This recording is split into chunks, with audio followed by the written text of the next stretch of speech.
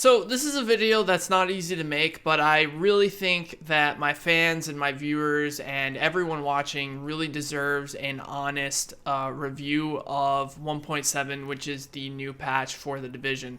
The Division has been one of the main games on my channel for close to 2 years. I've absolutely fallen in love with the franchise, and up until a certain time, I really did only care about this game when it came to posting content on my channel because of how comfortable I was with the future of the game. And I want to give my honest opinion of 1.7 because back when the 1.7 PTS came out, I was doing like kind of a review of what I thought about 1.7, and somebody told me, why are you doing a review of 1.7? You should wait until the actual patch comes out to give your opinions.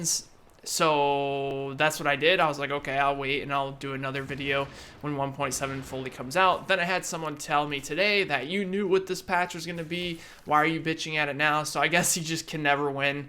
But regardless, I want to make this video because I want to give my honest opinions because if this were any other game, if this was any game that I've played that I really didn't care about, I wouldn't make this video. I would just move on. I would play other stuff and I wouldn't say another thing about it.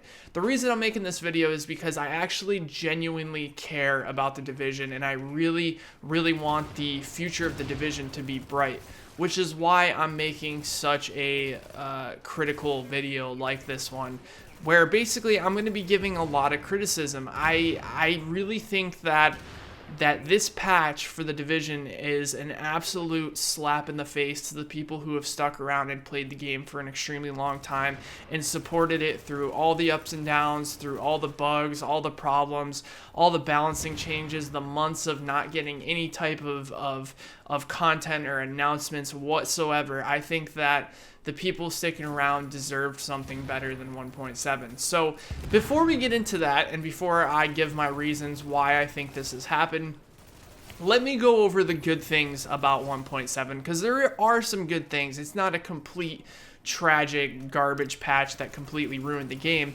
The balancing on everything actually feels really good, and that's something that they've worked on for a very long time.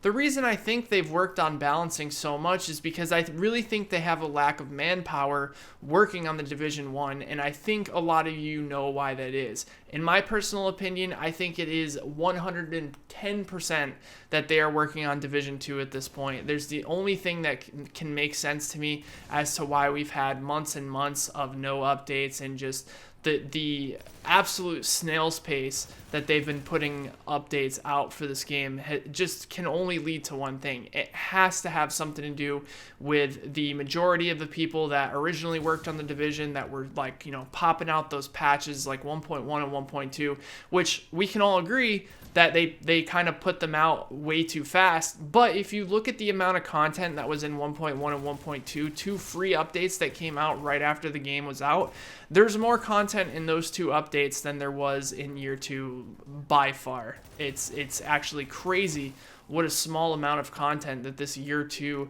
updates have had.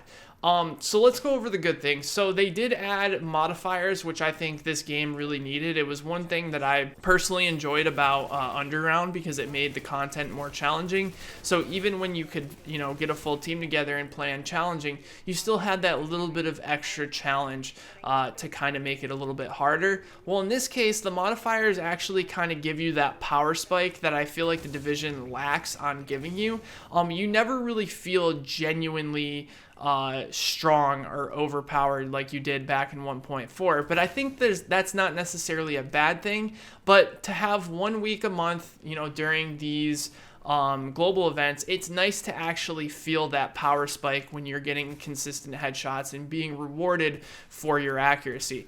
And I think that the contamination around the NPCs is really cool because it pushes you back and makes you want to kind of do damage from longer distances. So it changes up your play style, which I really respect, and I really think that they could do a huge service to the game by adding new different modifiers every month. I actually kind of wish that the modifiers would be an option on all the missions, not just during global events and not just certain missions. For example, like right now in the first Outbreak, basically, if you play any of the cleaner missions, they will have that contamination that's kind of around them at all times if you pick it. And then the headshot damage stacking, like, it's so satisfying to just hit a couple of headshots in a row and then see your damage numbers go through the roof. I've seen upwards of 2.3 million crits, and it feels really good to one shot the heavies, whether they're heavy cleaners or the heavy machine gun guys from the Rikers faction, but it just feels good. Another good thing that this patch did is it added a lot of cosmetic and vanity items that make you feel like you own your character more. I really enjoyed some of the new hats and some of the new coats that they put in the game that actually made me want to go for the new cosmetics, because it's nice to feel like you are a part of your character. It makes you feel like your character is your own when you have that many cosmetic and vanity choices. The Division's always been very weak with vanity, and I'm very happy that in 1.7 they stepped up their game by adding the encrypted caches, which I think the encrypted caches are super awesome. The fact that you can get the cipher keys just by playing. You get like cipher fragments, and then it adds up to be one key, and then you can open a crate for free. That's fantastic. They definitely could have went the other way and made it so that it was only cosmetics that you could get from just paying. It's nice to see that there's an option for players to spend time and get the keys through playing, and that's something that I feel like should be rewarded, because people who spend time playing their game is going to be the people that help the game grow. They're helping the community stay alive, and they're eventually probably going to spend some money on it if they feel like they're getting enough stuff for free. That's kind of like how the whole free to play works. Like, I've been playing Warframe a lot. It's like turned into like one of my favorite games, and the thing about Warframe is that you can do everything in the game if you spend the time doing it and get almost everything for free. Having that feeling of really enjoying a game and not spending a penny makes people want to buy cosmetics and makes people want to support that game, because when you're getting something for free and you're spending a lot of time on that game, you feel like you kind of owe it to those developers for what a good job they've done. And there's something about not being forced to get something behind a paywall that makes you want to, spend your extra money on cosmetics or whatever it may be. But that's really good that they have those cipher key fragments that you can get during missions, and I honestly think that the addition to classified gear sets is a really good idea. The 5 and 6 piece bonuses makes for people who really want to live that power fantasy in whatever gear set that they're using, really be able to go all in on that and be able to build the way they want, and I really appreciate that. Now that we're done with the things that I really like about this patch, I am going to just give you guys a heads up. I have some very heavy criticism for the overall patch itself. Although I do like the classified gear sets, there was no effort really put into those gear sets. It's almost like somebody went to Google, typed in folder logo.png, looked up a picture, turn that folder white, and just stuck it on the classified gear. That's the only difference between a classified item and a regular gear set, besides the stats, which we all know is just a couple of number changing, which obviously it would be good to go for if it's a gear set that you really like, because it's going to have higher stats than the gear sets that you have. But it would have been nice to have the cosmetics or the outside or the look of the gear sets be just a little bit different. Maybe make the classified gear sets look have like a gold plate color to it, or maybe just new ways that it looks, so if you see somebody, you know that they're wearing those classified gear set items. That would be something that would make the items feel empowering and different. The items look exactly as the original gear sets, and there's nothing classified about them. It's not like you got some cool new color where it's like some sexy noise when you get it inside of a cache. Literally nothing like that. It opens just like a regular gear set, and the only difference, like I said, is that the stats are a little bit higher, and that's only the firearms and electronics and stamina. It doesn't affect your stats either. The stat rolls are still the same as the regular gear sets.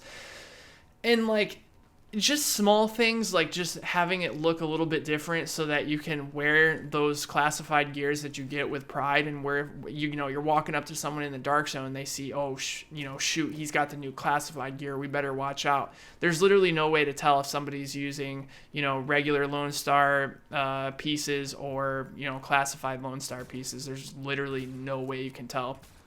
So it's like one of those things where you can't really walk around with the gear and feel super proud of it or anything like that. It doesn't really work that way. And that's something that I'm really disappointed in, because when I first heard about the classified gear sets, I thought that they were going to be like the new rare drop above exotic items. Like, one thing that I really liked about exotic items is that they had their own special color, so that when you actually saw one drop, you were like, ooh, oh my god, an exotic, what's it going to be? And it kind of gave you that feeling that you had when the game first came out, when golds were super rare, and you would finally see that high-end drop, and you felt super happy and super excited to see what it was. And I think that's something that they could definitely work on when it comes to the classified gear. So essentially, this patch doesn't add anything new to the game whatsoever. All of the missions that you're going to be farming to get global event tokens are all the missions that we've been playing for a year and a half now, over and over and over again. And I don't think that the modifiers change the way those missions play enough in order to feel like you're really getting a new experience from 1.7. On top of that, you can't pass off cosmetic items and vanity items in a looter shooter as new content. That is not new content. Making your character look different is not new content. I appreciate that it's there and that you can customize your character more than you could before, but honestly, that should not be passed on as new content. New content is new gear sets, new exotics, just new stuff that we can go for. Now, you may say, oh, they might not have the manpower to make that happen. Let me tell you how easy it would be in order for them to take content that's in the game, that's unused, and make it feel like new content. And I've noticed a lot of these looter shooters and a lot of these looter games, what they do is they take things that are not necessarily important. Everyone's running around with a Lova. Everyone's running around with a lightweight M4. Think about all the different weapons in the Division that are unused right now. There are hundreds. I don't think there's hundreds, but there's a lot of weapons in the Division that doesn't get used. For example, let's talk about the SRS A1. Let's talk about the SA58, the FAL, the UMP, the USC. There's so many weapons that aren't used in the Division because they're not the strongest type in that variant, or they're not the strongest, weapon in that class. So you got everyone using like a very small amount of these weapons. Think about how cool it would have been if they made an exotic version of the FAL, an exotic version of the UMP, an exotic version of the USC, an exotic version of the L86. Like, there's so many unused weapons that I feel like they could have easily just taken the weapon, which is already coded in the game, maybe give them a little tiny damage buff or stat buff, and then give it a third piece bonus that's different, that makes the gun actually useful. Imagine having a burst rifle in this game that would be useful for once. Imagine having like an exotic sniper rifle. There's no exotic sniper rifles except the Historian, but even then, when the Historian was really strong, and even now I feel like people are using the Historian because it's an M1A version, but it actually has a stat that is worth grabbing for if you're, speccing for that really high firearms build. If I were them, I wouldn't have released this patch without at least adding a few new guns or new items for people to farm for.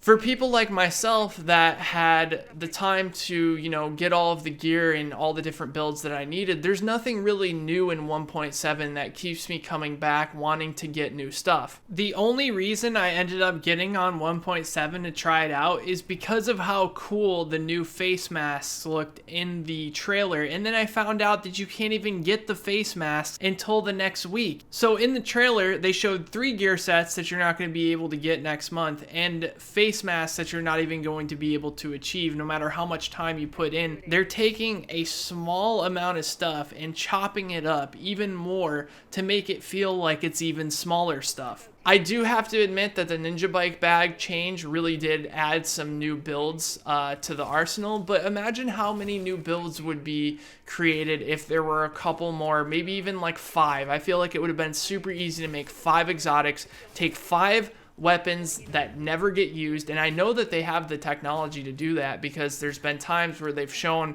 which weapons get used the most and which weapons get used the least. Take the 5 weapons that don't get used in the division, make exotic versions of them, buff them a bit, and give them a really cool third talent. I don't think that that's too much to ask. Like, if there were 5 new exotics, could you imagine the amount of builds that would create? I just think it just feels like pure laziness to me, and I want to think that that's not what it is.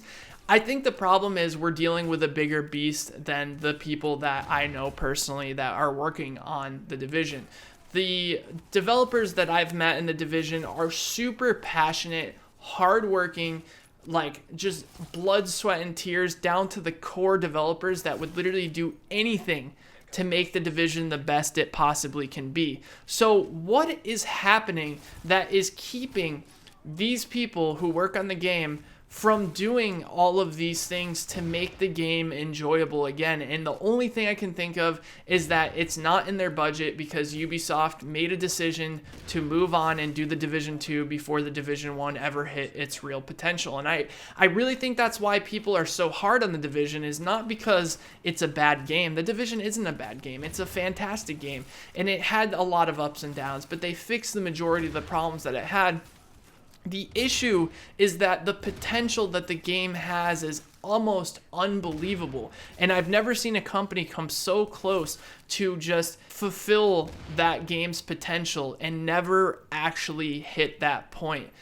I want to show you guys something here on the home screen. So this is the loading screen that you're going to see when you start up the game. Now imagine a new player that is coming back for 1.7 that wants to see what's new in the division. What have they added after 6 months? Because the patch back in February, the end of February, was the last real content patch where they added Last Stand. They converted a lot of the weapons to exotics. They added legendary missions. They added a huge expansion to the Dark Zone. That was the last real patch that we've seen. 1.6.1 was just balancing updates and loadouts and whatnot. So let me go over what it says here on this main screen and explain to you guys why none of these new things are new content. So the first thing you have here, which are global events, which I do agree with. Having these timed events that people can kind of get something for are really, really cool. Unfortunately, global events only last 1 week for an entire month, which means that this piece of content here is only for the first week and nothing else.